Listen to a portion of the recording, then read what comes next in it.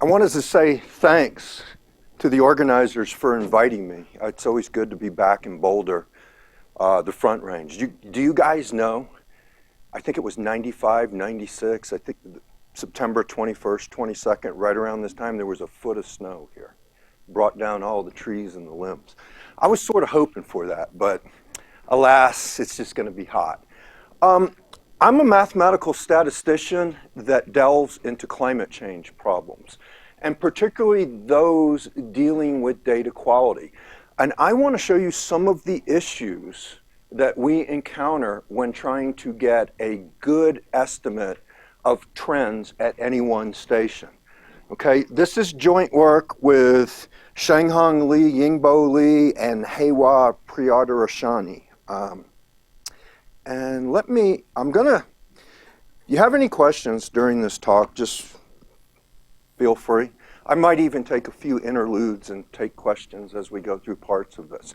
First, what is a change point? It's a discontinuity time. Maybe you're in finance and you add a different company to the Dow 30, you change out. Maybe you're monitoring highway deaths and they've changed the speed limit on the interstate. Maybe you're a climatologist and they've moved the gauge or possibly relocated the station. All of these things influence temperatures and other climate variables. Now, I'm going to convince you in this talk that change point issues are absolutely critical when estimating trends, and I'm going to show you that on the next slide. The other thing is that we don't know all of the gauge change time, station relocations. That's an undocumented change point, and that's typically for the statistician to figure out. Now, here's a great slide illustrating the problem. That is a century of observations from Tuscaloosa, Alabama. That's the University of Alabama. I'm from Alabama, although I went to school at Auburn. So I like to make fun of this because there's some problems in this graph. So those are annual temperatures. And if I were to just fit a least squares line, so maybe I'm thinking about estimating climate change, put that least squares line through the data, the slope looks what? Negative? Slightly negative? But wait a minute. If I go deeper, something happened here. They actually moved the temperature gauge from downtown out to the country in the Tombigbee River. Now, it turns out that there's some problems with this data point that but still you can see the shift. Okay, it turns out in 1957, they changed out the temperature gauge. So, okay, let's fit a new least squares line, but let's allow for the level shifts. What do we get? A trend of about 2 degrees centigrade per century. Completely different conclusions. Climatologists know not to trust trend estimates from data that are not homogenized, okay? Now, basically, measuring temperatures is difficult. If you were going into a Walmart, well, wait a minute, we're in Boulder. We're upscale, there are no Walmart. Okay, you go into Target and you look at a row of mercury temperature devices. They vary, they're all stacked up in a row, but they vary by about 2 degrees. I mean, one will be 2 degrees hotter or, there is that much variation. And you guys know that if you move a temperature gauge a mile or so, you can move it under a more sheltered location, you're gonna get colder temperatures. And then just think about snow, where if somebody measures snow up against a fence, it's like 3 feet deep, and out in the middle of the backyard, 20 feet away, the snow is as thin as my hairline up here. These type of gauge changes really matter. Now, let's see. Let me just convince you that a priori there is no way to tell whether you're going to over or underestimate the trend slope. This is New Bedford. This is 180 years, and you see again the level shifts that we've actually estimated. Now, if I were to ignore them, I would say this series is warming. But in truth, it looks like a better model would say it's cooling. Okay, So this is the change point problem in climatology, and this is what this talk is about. Now, what we are going to do here is we're going to machine learn how many change points there are and where they lie. That's what this talk is about. And we're going to do this, I'm going to tell you how to do it through one technique to handle this problem is called a penalized likelihood. There are tons of change point references in the literature. I'm just going to give you a couple that I know of. Probably Richard Davis, Thomas Lee, and Gloria Rodriguez-Yam in 2006 started this area. I've written on it. This Lee is the same as that Lee, and there are 2 or 3 different LIs on this project over the years. These are just some of the references. There are many more. Okay, so it's a change point talk. Whatever you want to do with your climate data, whether it's estimate trends, seasonal means, extremes, once you know the change point times, the task is usually relatively easy. So this talk is going to concentrate on identifying the change point numbers and their times. Now here's the caution. Change point analysis is notoriously difficult for non-statisticians. There are so many papers that come across in climate, and sometimes the statistical techniques really matter, sometimes they don't. In change point analysis, if you don't do the right thing, you risk really getting the wrong answer, okay? They're really easy to botch. Now, I think I need a little interlude here about absolute homogenization and relative homogenization, okay? Usually when we go to identify change points, we look at differences of temperature series. Like I'll take the Boulder record and I'll subtract Denver from it. Why? Because if something weird is happening in the weather in Boulder, it's probably also happening in Denver. And the difference sort of eliminates that, and people feel confident, well, at least they haven't, they want to, in climate, you want to get rid of artificial change points, things like the gauge changes and the station location moves, but you really don't want to adjust the record if it's a naturally occurring change point.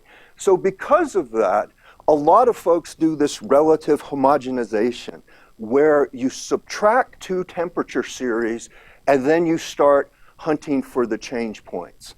I am not going to use reference series today just because I'm going to keep it simple. In reality, when the National Climatic Data Center uses these methods to clean things up, before I adjust the Boulder record, I would look at at least 40 surrounding neighbors. I'd get a really serious opinion. But really, the stats methods apply to both the raw series and the target minus reference series are exactly the same. Now,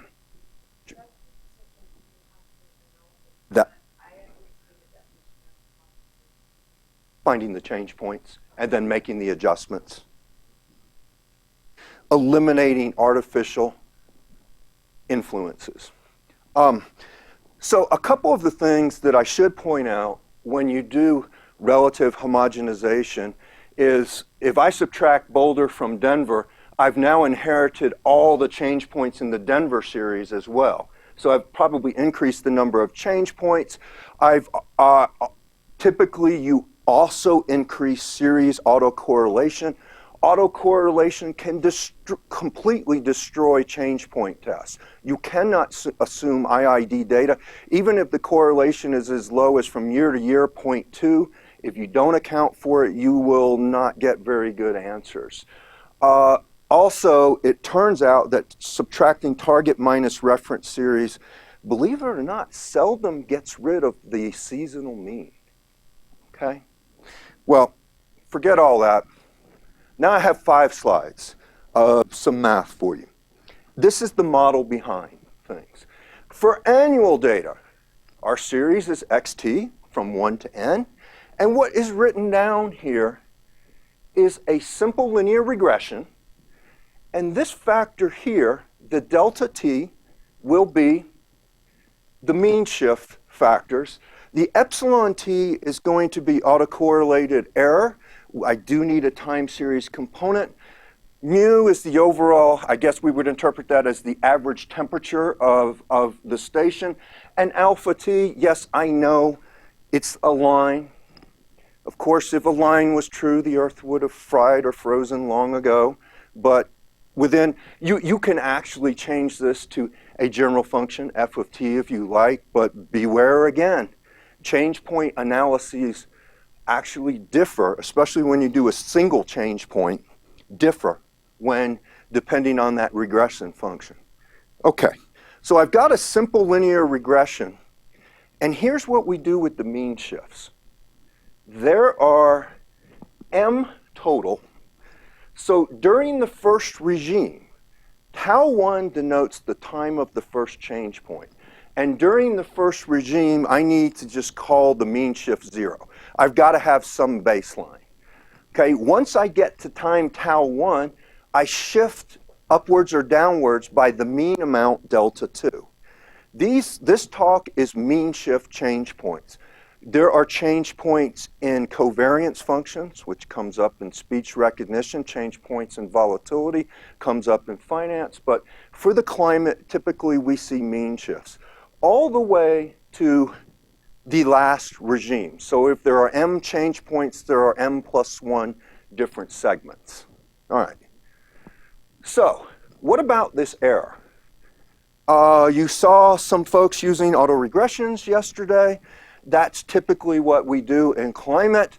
An autoregression is a solution to a random linear difference equation driven by IID noise here. If you're not a time series analyst, forget about this. All I'm saying is when I do this analysis, I have to account for the correlation in the error series. And the reason, because correlated stuff can wobble around, and if it's highly correlated, it looks exactly like a change point. So you have to be careful. Now, when we do these homogenizations on the US record, we actually have to deal with monthly data, okay? And we're now working on homogenizing daily data, okay? And these things give us great pains, but written here is a simple linear regression in a periodic environment. Capital T is the period, so if you're dealing with monthly data, T is 12. If you're dealing with daily data, delete leap years, say, and take T is equal to 365.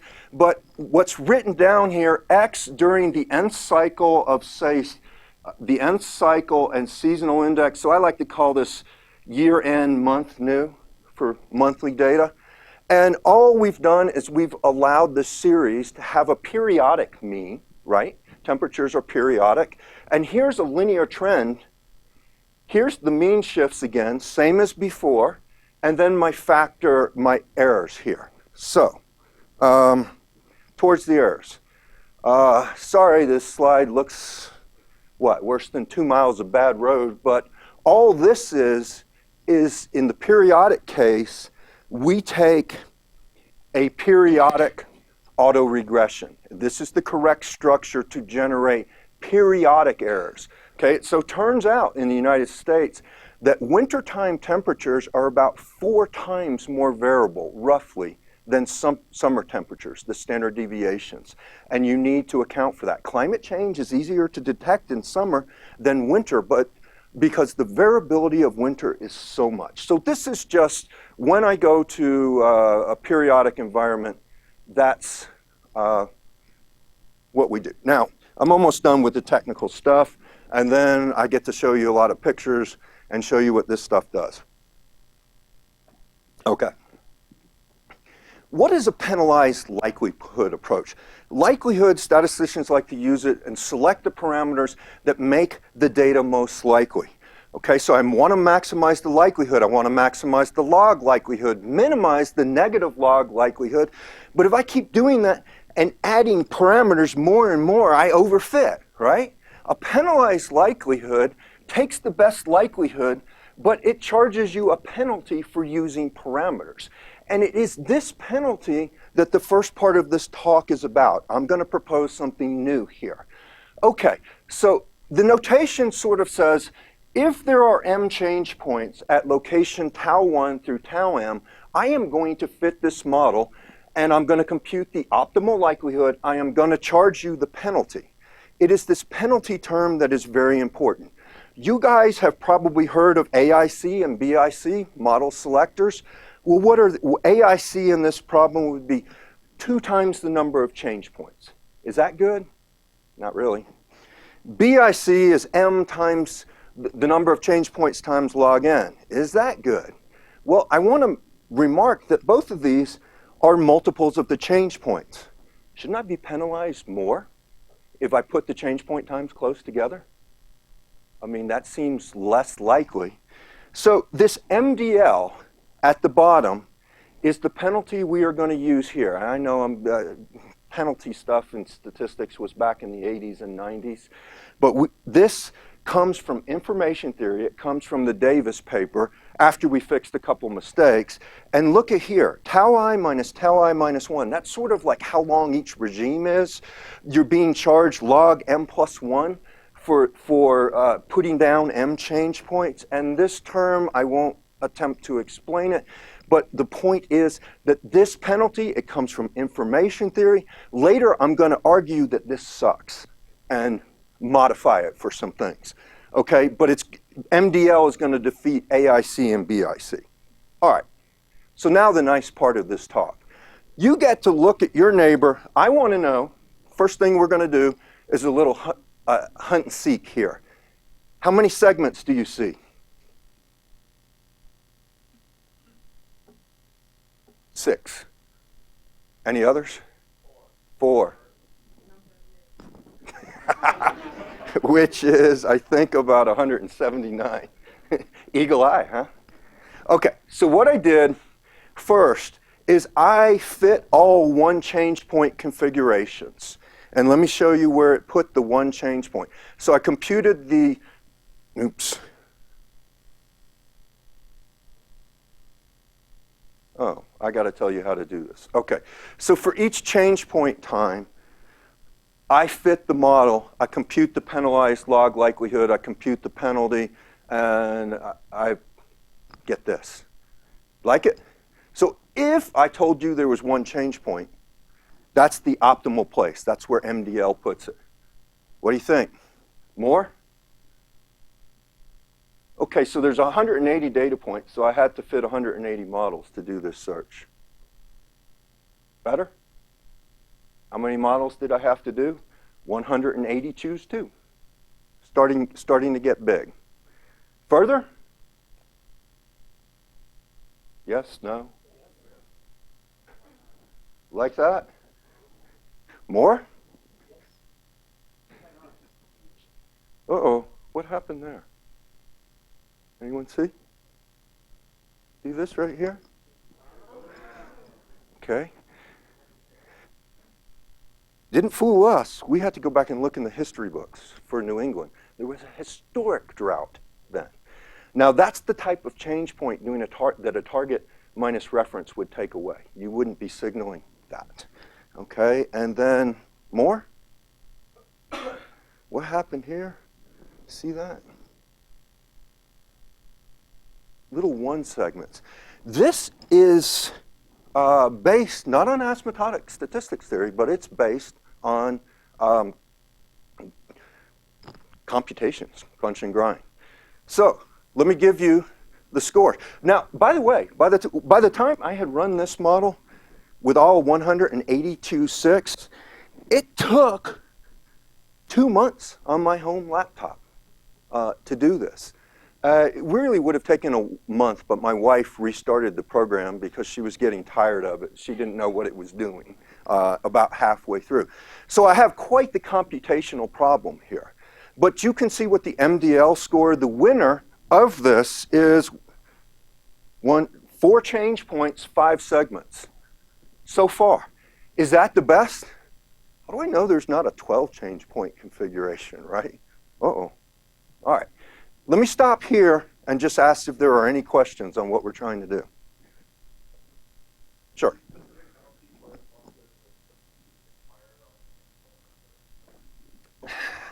That's the third part of the talk. Okay, the penalty comes from information theory and code lengths and storing. So basically, if I it's Shannon's entropy here lurking behind this, and if I transmit something to you like a number, really what you are going to be charged is the log base 2 of that representing the number of digits. Okay, so that's really what's lurking behind the surface here on this, on the MDL. But like I said, later I'm going to even blow that up.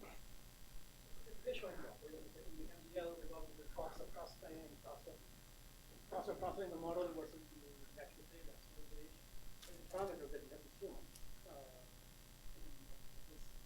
What parameter do I tune? Because if you're processing information, the size of the model and the information that we process are different, different types.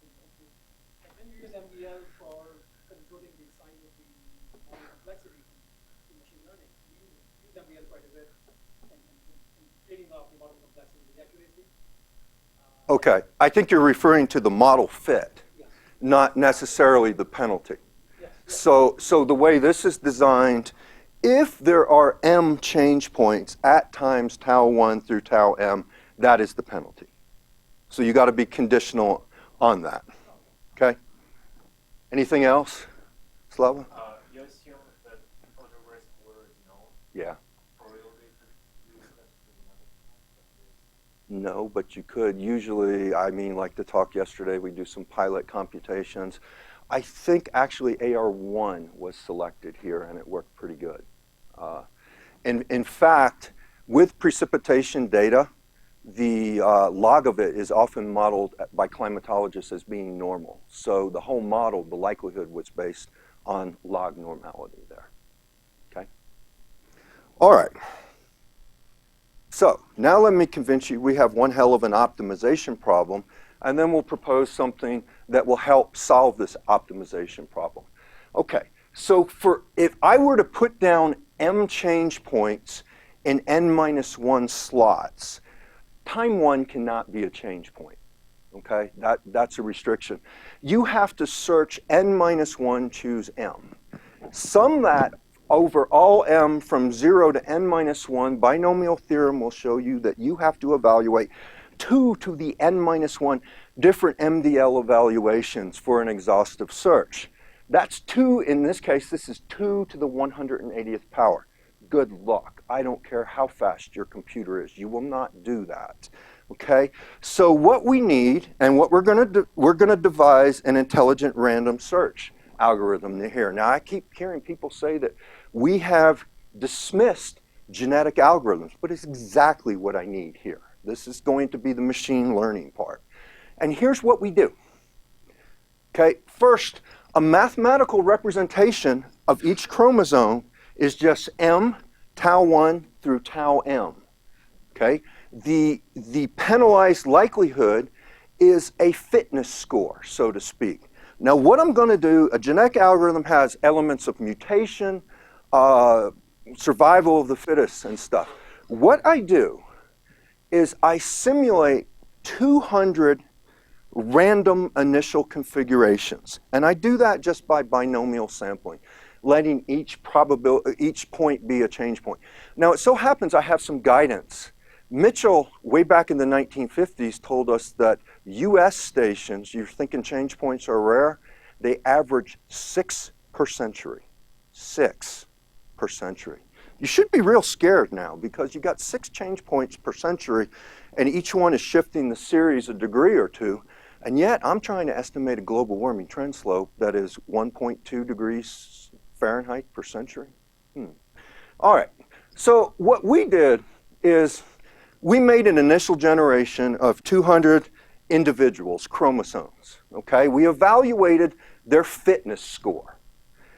And what survival of the fittest will do is we will rank these 1 through 200.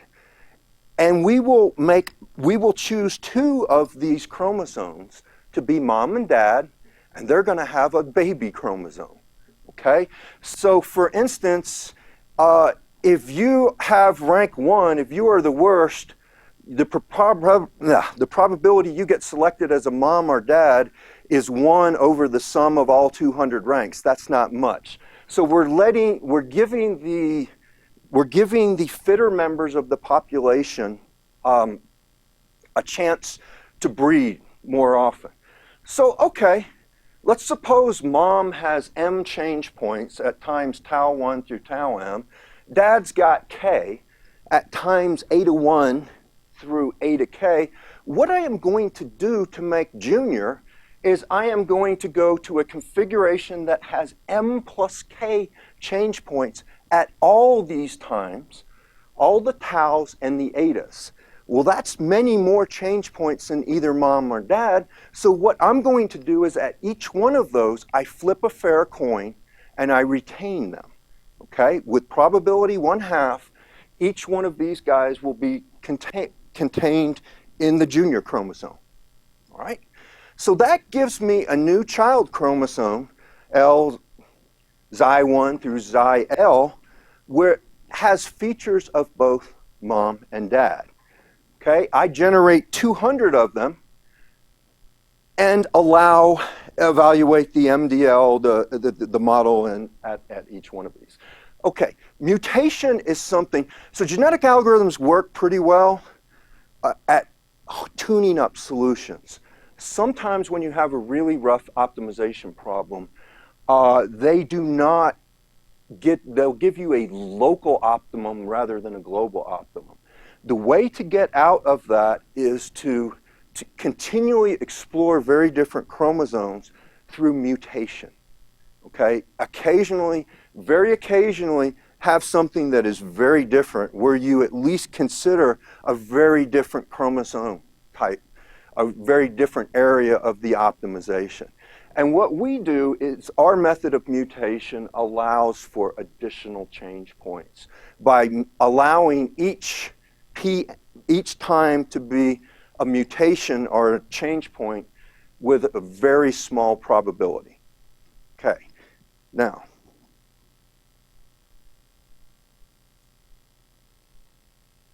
when do you stop? When it converges. Does this work?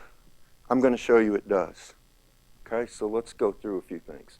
First, ran the genetic algorithm many, many times on this New Bedford data set, the New Bedford precipitations, and it converged to that 1, 2, 3, 4 change point configuration. That was indeed the best one that we could find. There's nothing better there. And we've run it so many times, we're pretty certain of this, okay? The data looks reasonable. Like I said, that guy, MDL is great at finding outliers and errors in data sets too. You will pick this up. Okay, in this case, it's not an error. That is not an artifact of the data. There was actually a historic drought. And like I said, if you were to compare New Bedford, Mass. And subtract Boston, Mass. Precipitations, that change point there would probably go away if I applied this to the differences, okay? Now, so that's one data set. Let me convince you that this works on simulations.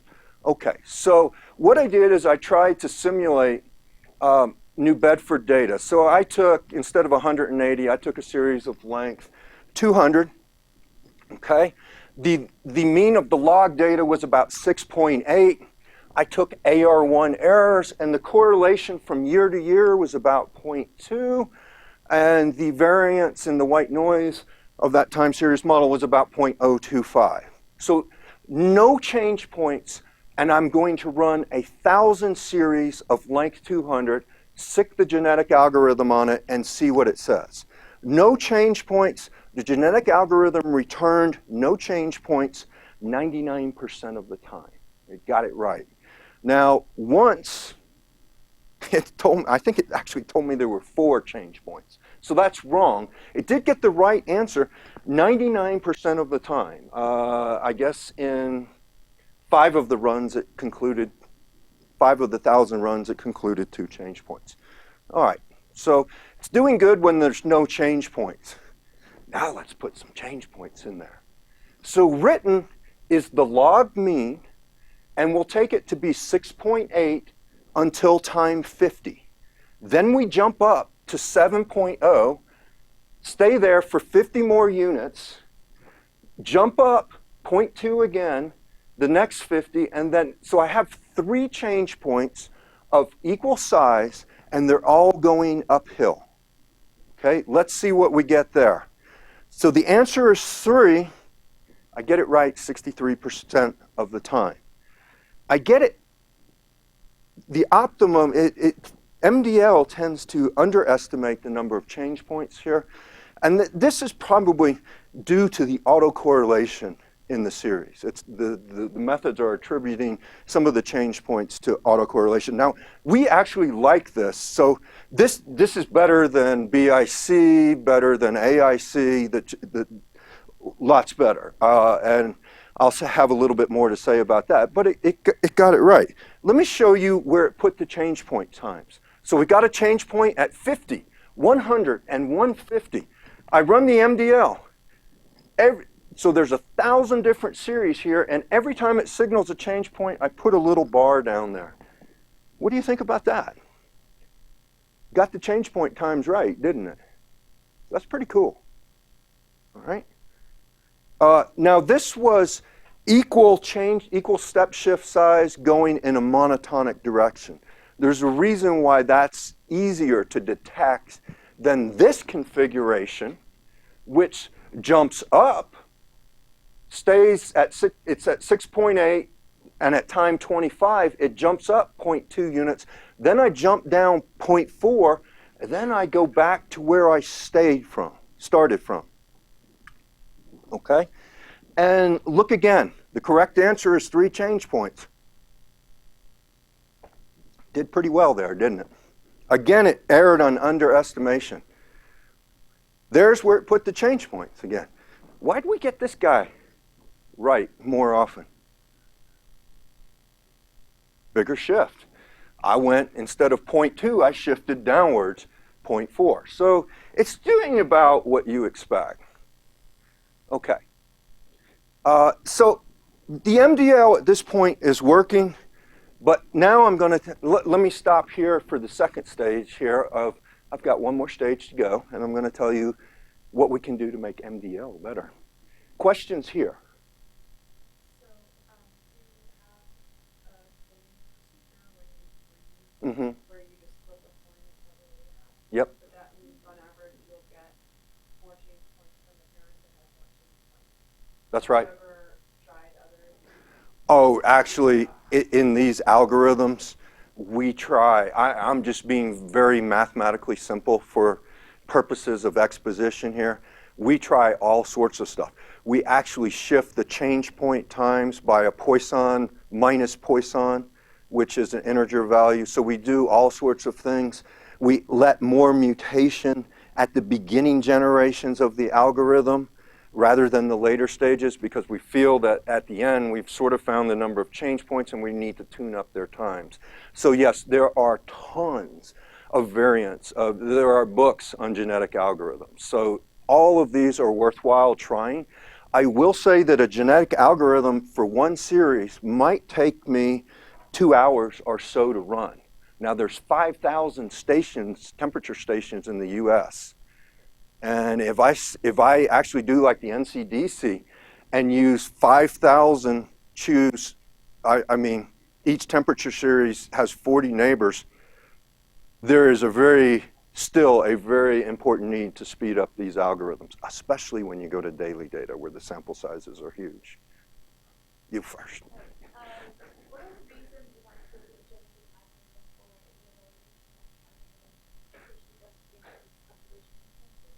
I'm all ears if you've got something better. I have tried just brute force optimization, like fixing M and doing least squares and then trying to do, it just doesn't tend to work. Lasso is something to try that just sucks, just doesn't work. The MDL with the genetic algorithm so far has been doing pretty well. I'm about to become a Bayesian, and we also have an MC version of this. You mentioned BIC, BIC I'll show you in a few slides. There's some. Go ahead. Yeah, I guess from the opposite perspective,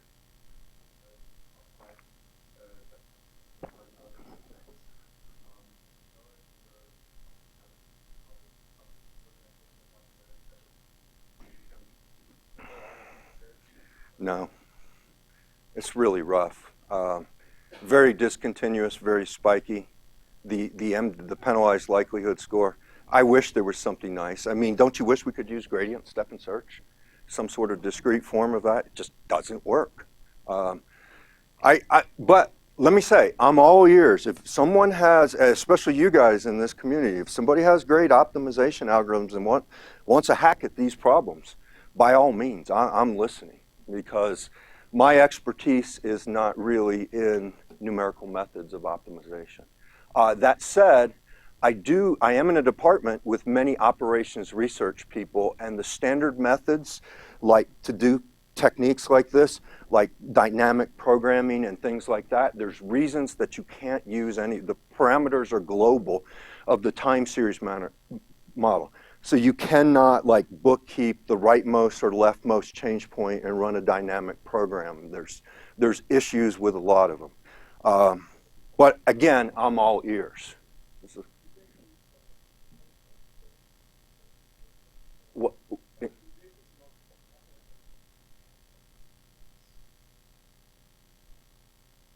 I think the short answer is no. The long answer is probably I don't understand too much what's being asked here.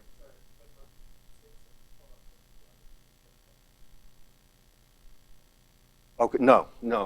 Basically, genetic algorithms and MCMC has been our optimization workhorse here. Okay, in the interest of time, let me get on. All right, now I get to tell you why MDL is not realistic. I pretended that all the change point times were unknown. What about that Tuscaloosa data? Actually, the United States, we have associated with each temperature, each weather station, something called metadata. It may exist and it may not. But a lot of times, metadata exists where they write down, for example, the longitude and latitude, who's recording the of the station, who's recording the observations and stuff. Shouldn't I be using that? Actually, because it's not like all these change points are undocumented. Really what I have is a partial information here. And that's telling me what I need to be is a Bayesian and use some Bayesian theory and methods to see if I can incorporate metadata to get better change point conclusions. Okay, now things about metadata. It is notoriously incomplete. You might have metadata, you might have a record and the metadata only starts in 1980. A lot of the change times are not written in the metadata, and a lot of the times in the metadata that are written as change times don't induce a true mean shift. Okay, so how are we going to do this?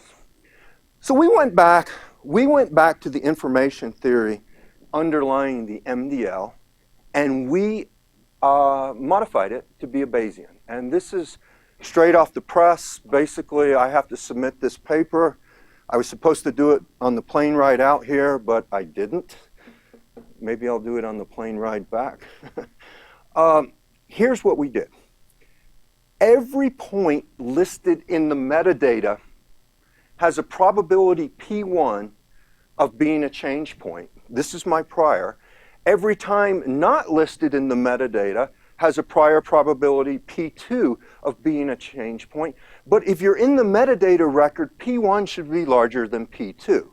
But I don't know P1 and P2. So what does the Bayesian do here? We put a hyperparameter. A natural one is to use the beta distribution for P1 and P2, constrained where P1 and P1 is larger than P2.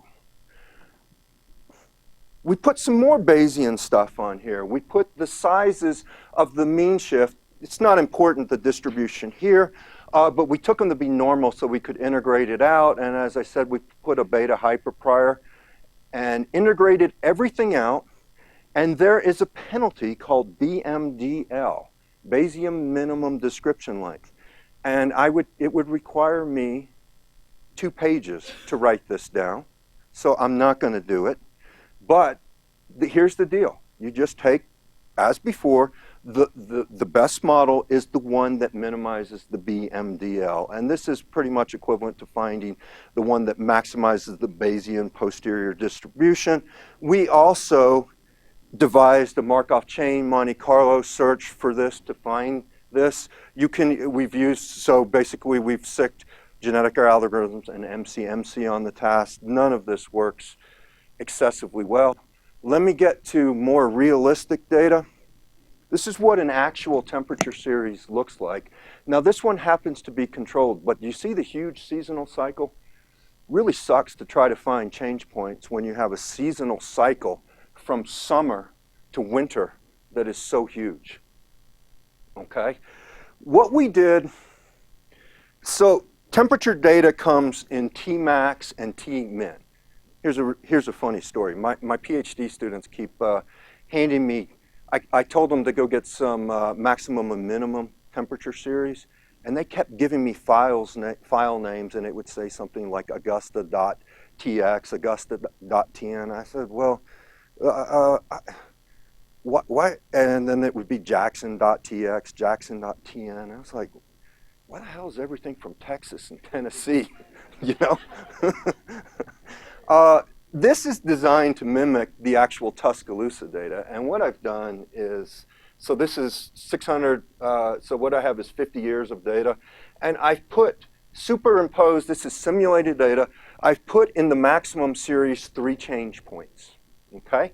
In the minimum series, and they went up, up, up. In the minimum series, I put 3 change points, but you went down, up, down again.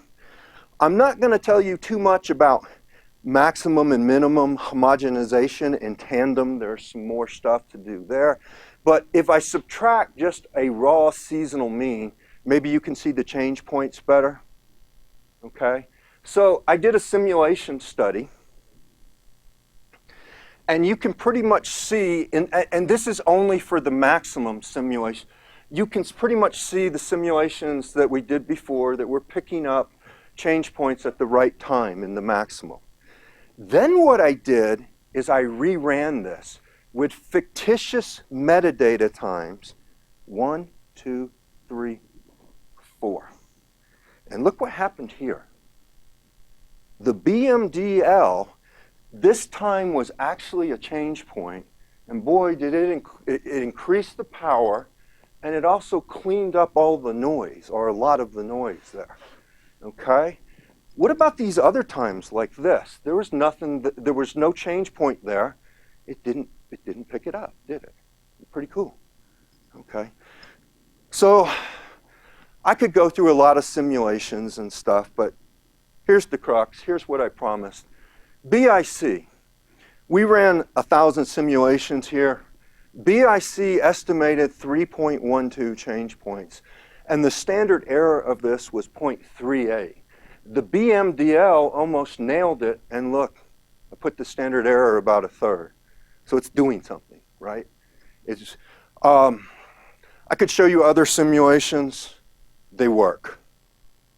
Now, let me close this with a little bit of math, okay? Since I'm in the math department. We decided to prove a limit theorem here. And the limit theorem is if you have more and more data between each and every change point, that's called infill asymptotics, do you get the right answer? And so here, the confirmation in the theorem is going to say yes. And so here's what we do. If you have, so capital N is going to go to infinity, but I need to scale the problem up into something, so I'm going to scale it to 0, 1.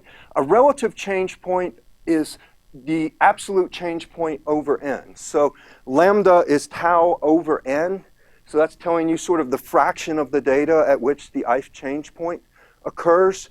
Change point configurations are listed here in capital lambda, and here's the theorem. The estimated change point configuration is the one that minimizes the BMDL. Okay, the estimated number of change points is the cardinality of that configuration. And here's the theorem. In the stationary case, I have an univariate case. As n goes to infinity, the convergence is in probability and you get the right answer. So this is telling you you're getting the right answer. Furthermore, the change point times go to the right thing and they're consistent with probability 1 over n. Now, it is a lot of work to prove this. I'm not going to give you a lot of Ewell-Walker and time series estimate. I liken it to trying to flush a cat down a toilet. You can do it, but you are going to get clawed up. It is 15 pages of crunch and grind drudgery here. The other part of this theorem is that in the stationary case, the other parameters of the model, the seasonal means, the time series parameters, the seasonal means, what was S? I can't remember. The overall mean, the seasonal mean, they all go to the right thing. All right, let me go back and finish this talk with applications to a real data set. Tuscaloosa, now I'm going to take the metadata record. Remember I was telling you something happened in the 50s and there's other stuff happening in the 20s. This is not annual data, this is monthly data, okay? So don't try to make the same conclusions off of that original Tuscaloosa slide.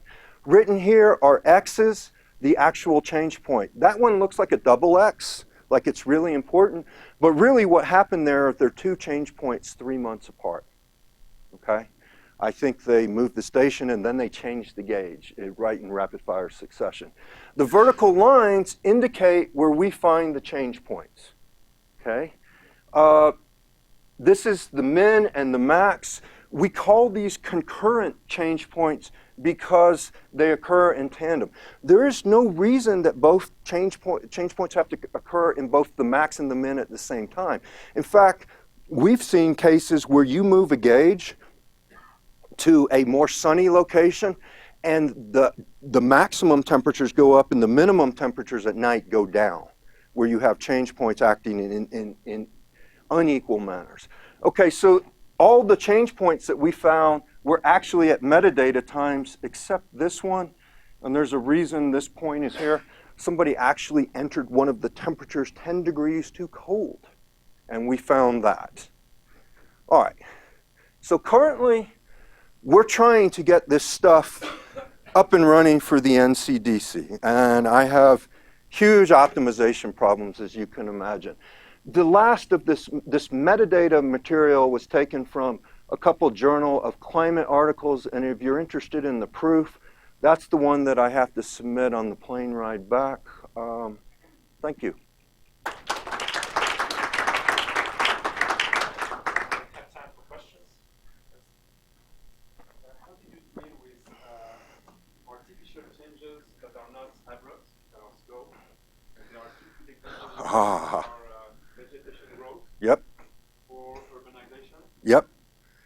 So, turns out, change point inferences under trends is a nasty subject, right? But we've written papers on it, and I can refer you to it. Now, there is a certain lack of identifiability that you have to deal with, because if I took a time series and I added 1 at each and every time, so I take something random and then I just add a line to it, you could actually conclude that there's a change point exists at each and every time, right? Or you could have a linear trend. Now, unfortunately, one of the hazards of the change point literature is actually if you have just one change point, the inference for the time of that one change point is very much different under a trend than it is without a trend. And we have written, not referenced here, is a Journal of Climate article showing how to do that, and I can give that to you if you'd like. Your illustration that you can have false change points and not have happening in the common is actually pretty striking. Yeah. Could this offer some additional possibilities in the sense that you said one of the hardest part is that your n, the number of points is very large, the combinatoric stable. But maybe some simple algorithms could be used to eliminate only one change. point that would be the change point. And then what I'm saying is that you could use some simple algorithms and predict a whole bunch of change points, Yeah. not as many as n, and fit into your system, and hopefully it'll predict. So people are suggesting, so you're saying like maybe apply the change point methods to yearly averages if you're doing daily data, or maybe let the change points occur only at the first day of the year and then maybe tune them up. Yes, strategies like that work. Yeah, sure, sure. And yeah, by no means is how to do this set. You saw the years in the references. They're all 201 something. So it's wide open. I'm curious about the flexibility of the metadata in the sense that you may not have just stuff from the NCDC encoded in the text table, but you could imagine having expert solicitation. Sure. For example, with that 1979 event or whatever, an expert may say, this is real. Yeah. Forget about it, or may alternately say, this looks weird for some Sure. reason. If you had that, you would just change your prior on the change point configuration and then rerun the stuff. You could do it. I'm wondering, do you have the flexibility to incorporate additional types of metadata that aren't encoded in the same way of just having one? Well, we haven't done that here, but if you had experts, you could easily modify this stuff. I mean, if you knew for a fact the change point was out of place, we would just take that out of the analysis and let that be a breakpoint, and then you do what you want with the other points. And basically that gets to how are you going to solicit the prior from the expert? We could certainly change that. It's coming. R. Is that okay? All I see here is Python, but it's coming. It's this is the way the U.S. is trying. The National Climatic Data Center is trying to use these methods to clean up their stuff, and really we're trying to push this to daily data. And once we're done with the temperatures of the U.S. with the daily data, there's the International Surface Temperature Initiative, which wants us to do this for the world. And then we've got to start cleaning up the precip and the snow data and things like that. Oh man, people fight about the changes. There are actually two people, Claude Williams Jr. and Matt Monet, at the National Climatic Data Center, who they spend their whole life just dealing with this change point problem. And they get in trouble because the Republicans keep, with FOIA, Freedom of the Information Act, they disagree with some of the change point methods, which is why they go to the technical statisticians looking to modify the methods. So there's a lot of mudslinging going. It's really cool. Unfortunately, the people who do you got to have a lot of technical expertise, because to handle this problem, you have to go back to the information theory drawing board. It was not that easy to do, to get the BMDL. But our challenge, I mean, we're socked in for the next decade. We have to get this up and running. We need the R package. We need lots of things here.